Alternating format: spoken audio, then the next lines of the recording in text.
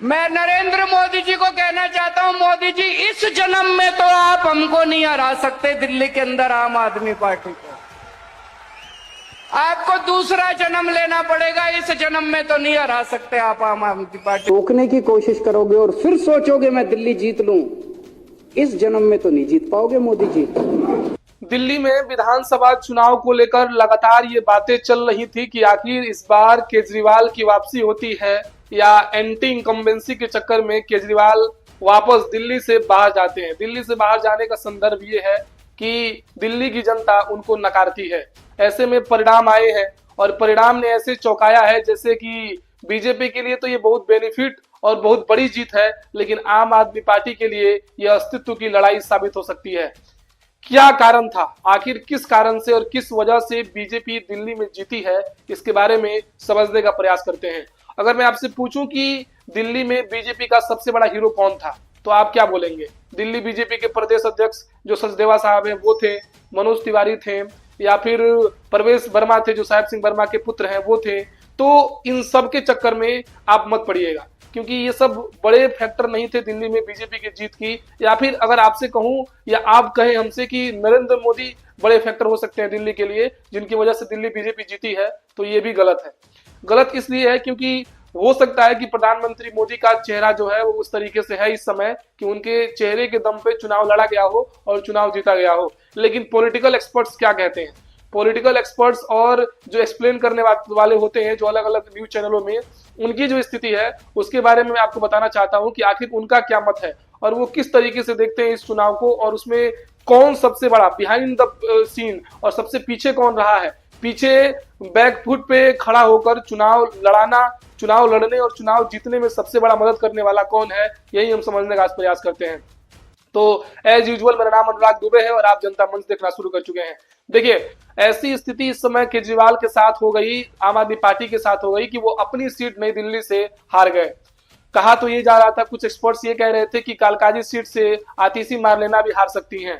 वैसे सौरभ भारद्वाज, सत्येंद्र जैन, मनीष सिसोदिया, इन सब की हार हुई है। लेकिन आतिशी मारलेना के बारे में भी अमित शाह ने कहा था कि आतिशी जी और अरविंद केजरीवाल दोनों दिल्ली में हारेंगे अपने अपने सीट से, यानी कालकाजी सीट और नई दिल्ली सीट से। लेकिन ऐसे में स्थिति जब चुनाव का जब रिजल्ट आया, परिणाम आया, तो उसमें अरविंद केजरीवाल तो हारे ही, लेकिन आतिशी मारलेना वहां जीत गई। बाकी सब जितने बड़े नेता हैं आम आदमी पार्टी के, वो सारे के सारे हार गए।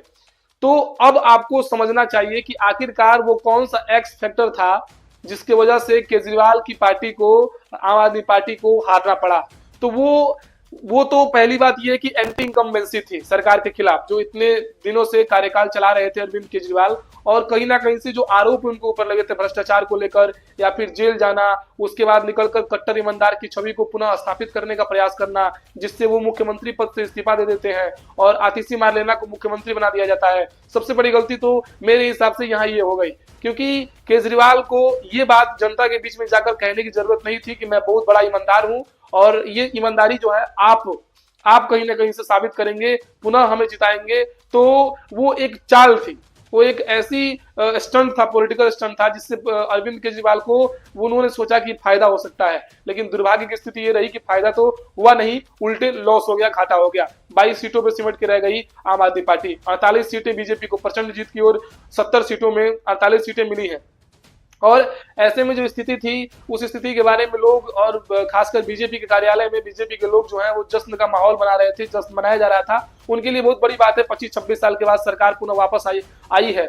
तो ऐसे में, लेकिन अगर देखा जाए कि बीजेपी के लिए बैकफुट पे और कौन खड़ा होकर चुनाव जिताने की जो काम कर रहा था, अगर उसके बारे में समझने का प्रयास करते हैं, तो ऐसे में मुझे लगता है कि आरएसएस एक बड़ा फैक्टर हो सकता है उनके लिए। एक तो पूर्वांचली वोटरों को साधने का प्रयास बीजेपी का असरदार रहा है।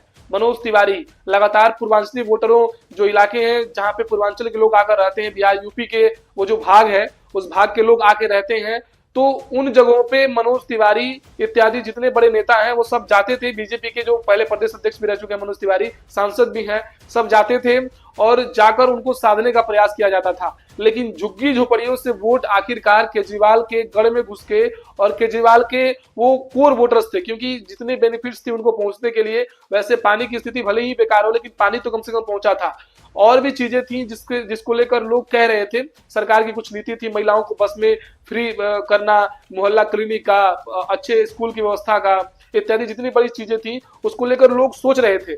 लेकिन झुग्गी झोपड़ियों से वोट को निकलवाने का सबसे बड़ा श्रेय अगर किसी को जाता है तो वो जाता है राष्ट्रीय स्वयंसेवक संघ को। जी हाँ, राष्ट्रीय स्वयंसेवक संघ को, आरएसएस को सबसे बड़ा अगर एक्स फैक्टर कहा जाए दिल्ली में, खास करके झुग्गी झोपड़ियों से वोट दिलाने के लिए, तो ये कहीं से कोई गलती बात नहीं होगी। क्योंकि जितने भी पॉलिटिकल एक्सपर्ट्स हैं, मैं अलग अलग चैनलों के पॉलिटिकल एक्सपर्ट्स को सुन रहा था, सबने यही कहा कि जो वहां की स्थिति थी दिल्ली में देखा जाए तो जो लोग झुग्गी झोपड़ियों में रहते हैं, निवास करते हैं, उनका वोट को निकलवाने का सबसे बड़ा कारण है वो आरएसएस है। आरएसएस ने जैसे एक मुहिम चलाया और आरएसएस जा जाकर लोगों से अपील कर रही थी बीजेपी को वोट करने के लिए, बड़ा एक्सपेक्टर साबित हो सकता है। इसीलिए कहा जाता है किसी पार्टी के पास अगर संगठन होता है तो वो और भी उसको मजबूती मिलती है और भी स्थिति अच्छी होती है। अब मैं आपसे पहले ही कहा था कि अगर प्रधानमंत्री मोदी के चेहरे पे ही चुनाव होता तो स्थिति और भी अलग होती, क्योंकि कई जगहों पे चुनाव हारे भी हैं। हिमाचल प्रदेश में चुनाव हार गए, कर्नाटक में चुनाव हार गए। तो ऐसी बात नहीं है। खुद 2024 के लोकसभा चुनाव में अगर प्रधानमंत्री का चेहरा इतना बड़ा होता तो इतनी सीटें सिमटकर भारतीय जनता पार्टी नहीं रह पाती, क्योंकि 309 सीटों से लेकर और अब इतनी सीटें 248 के आसपास सीटें मिली है इनको। तो कहीं ना कहीं से अगर देखा जाए तो प्रधानमंत्री मोदी ही बहुत बड़े फेस नहीं है दिल्ली के लिए आरएसएस सबसे बड़ा रोल प्ले किया है इस बार के चुनाव में। आपको क्या लगता है, आप क्या सोचते हैं, कौन अच्छा रोल प्ले किया है इस बार? अपने विचारों को कमेंट में जरूर बताइए।